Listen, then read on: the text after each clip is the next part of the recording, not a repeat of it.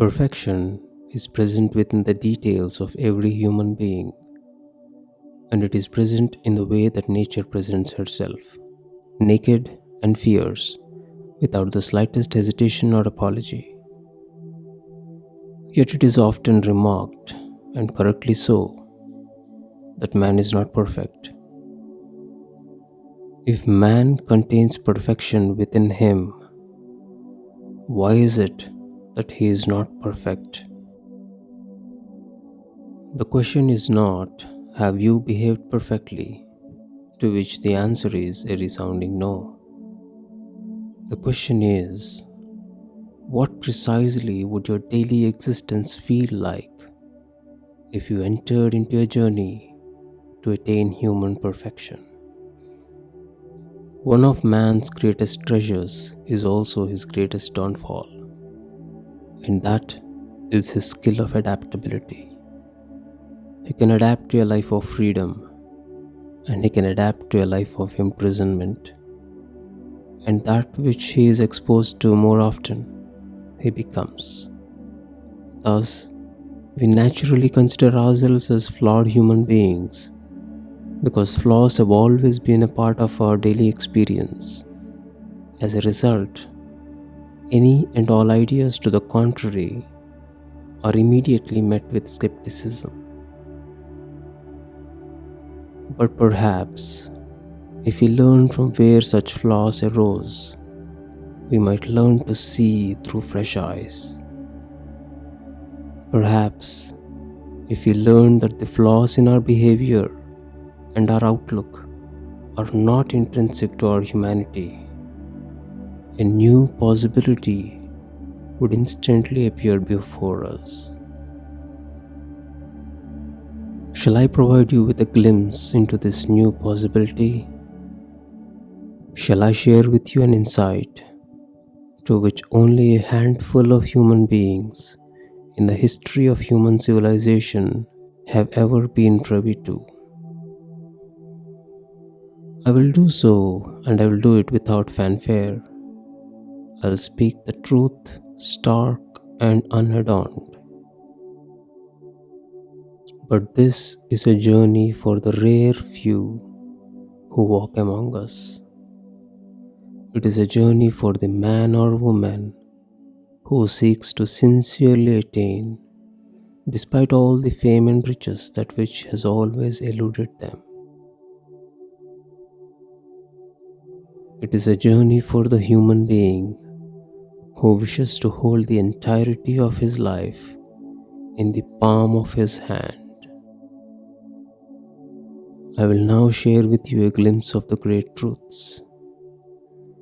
I will not attempt to convince you, nor will I harbor a shred of hope that you will keep an open mind, for that is entirely up to you. For this, my friend, is not a matter of the wayward mind, it is the matter of the human heart. Here it is. The reason that man lives with flaws, the reason that he experiences constant imperfection, the reason that he lives a roller coaster existence filled with happiness followed by misery, the reason that he rarely is able to piece together 2 consecutive days of complete peace, the reason that he knows not equanimity, the reason that he lives in a constant state of endless minor conflicts, the reason that his existence is punctuated by jerky starts and stops, the reason that he does not create a masterpiece with every attempt, the reason he has not attained human perfection is because he lives as his mind instead of with his mind. You've always been told that mind can move mountains, and what you have been told is true. But oh how the errors of omission hobble a human being. What has been omitted is the one insight without which the mind cannot move a snow pea, much less a mountain. and that is this: in order to have the mind move mountains for you, you must first learn to make it your pet. You must learn to contain it under your thumb. And once this is done, you are in for a grand surprise.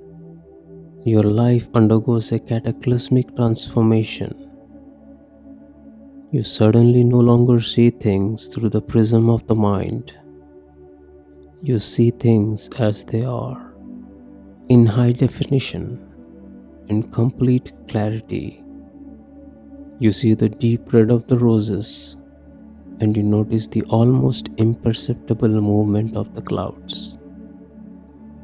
You instantly understand the heart of the one you are speaking to, and you can often read their thoughts. And mark my words, they will be stunned by your ability to see into them. Once the mind no longer has control over you, you become free. For make no mistake, true freedom is not freedom of the mind, but freedom from the mind. The path to human perfection is your noble birthright. It is not a question of whether human beings should attempt to become more than they are. Rather, they must become that which they were created to be. They must not search for new treasures in the desert. Rather, they must reclaim the treasures they have lost. They must not set off to conquer new lands. Rather, they must understand the one and only thing that their heart has forever longed for is to return home. To err may be human, but the journey towards human perfection is divine.